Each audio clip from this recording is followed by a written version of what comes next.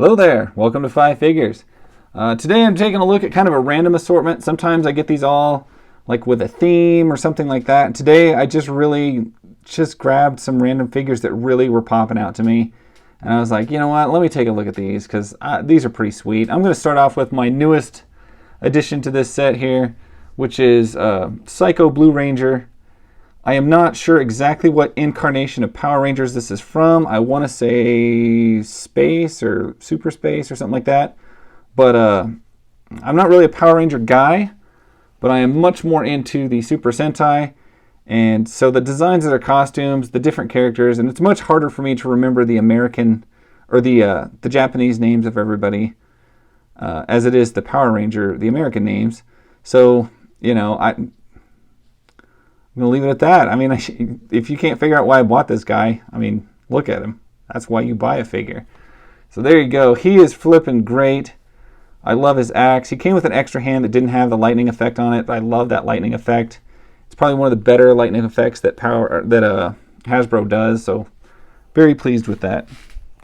Next up, I'm going to look at, I think this is Black Canary 2 from Arrow, because they had one Black Canary, and then I think she died, and I think they replaced her with another Black Canary, like her sister took over the mantle.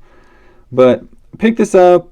It was in a shop, kind of like a record store somewhere in El Paso, and I was just like, that's the most Edward Scissorhands looking outfit I've ever seen on a non-Edward Scissorhands figure. Lots of straps, lots of belt buckles. It really looked great compared to the splash of blonde hair and the nightstick. She's not very posable, but she is a DC figure, so you already knew that. You don't get much, if any, rotation. You get a little bit of ab crunch, a little bit of head turning, some fairly decent articulation in the arms. And you do get double jointed knees, but you don't get an upper thigh cut, so it's pretty much a wash. I mean, she's not posable, but her paint job is really well done. What paint is on there? All the buckles are painted great. You know, if you're into her, get her. You should be able to get her pretty cheap. I think she looks great. That's why I got her. I was not a huge fan of the show. My wife watched it all the time, but I am a huge fan of good action figures, and I thought she just looked phenomenal, so I grabbed her. Next up, we're going to look at Batros. Don't eat him. But this is a Motu Classics, a villain I'm honestly not that familiar with. When I was shopping for Motu Classics figures, this guy was there. He was cheap, and I thought he was really cool looking. And, I mean, he's got a great looking Horde emblem on his chest. This is all extra. I don't really like his hat. I think that looks kind of goofy. But everything else about him looks fantastic. He's got little wings that come off his arms. And if you're into like Motu Classic stuff, this guy was pretty cheap. And for the coolness of the design, like I said, I don't really remember him in the show. I just remember, that I saw this figure and I was like, wow, he's really cool looking. And I'm all about cool looking figures, and I don't need to watch the show. And proof again that I'm into figures and I don't need to watch the show is Jessica Jones right here.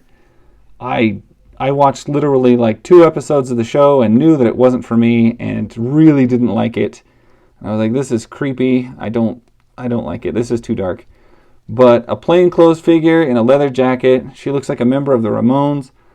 I think she looks great. I loved this Marvel Legend. Just jeans and a little leather jacket. The likeness is very similar to the actress. I thought that was good. So yeah, I was just like, I'm going to snag that. She looks good. And last up, this is, I believe it's, what is her name? Elizabeth Swan from the Pirates of the Caribbean movies. And this is a NECA figure, but this is back when NECA was kind of didn't really know what they wanted to do with figures and what they were doing with their lives, because this is much more similar to an old McFarlane. The legs don't move. There's no articulation. You don't even get an ankle rotation because there's no point to it. It wouldn't stand if you moved it. But you do get a a lousy hinge on the arm that doesn't do a lot, and just like a rotation. Look at that, just get a rotation at the wrist, so it's at the elbow. Very weird choice of articulation there. She's got the same on the other side. Obviously, the paint work, the sculpt work is second to none.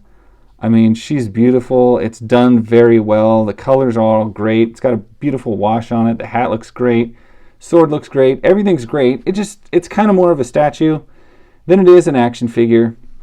And that's pretty standard for NECA back in this time. I want to say this is, if I can look at it here, 2006 Disney NECA figure. Like I said, it looks great. It just doesn't move. It doesn't move much. It's a beautiful kind of statue looking thing. And her sword does also clip in her little waist thing there, and that looks great. So yeah, not super posable, like I said, but I didn't get her new. My wife picked her up in a thrift store or a used toy store somewhere, and we thought for that price she just looks fantastic.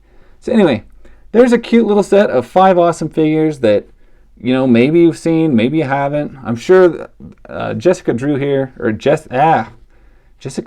here is probably the most common of these known, but it's a good lot of figures. Check them out if you see them. Anyway, that's all I got. Catch you guys later. Bye.